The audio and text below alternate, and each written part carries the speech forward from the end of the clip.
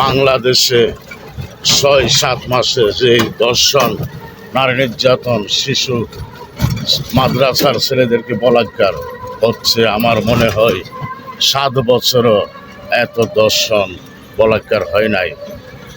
কথায় আছে না, শিয়ালে বাঙ্গা বেড়া দেখছে।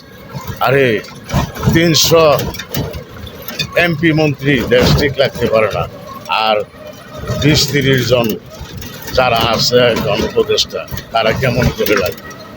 তাই অতি শীঘ্রই একটা নির্বাচন দিয়ে দেশে নির্বাচিত সরকার দেন, তা না হলে এই দর্শনের হার আরও দিনের দিন বেড়ে যাবে।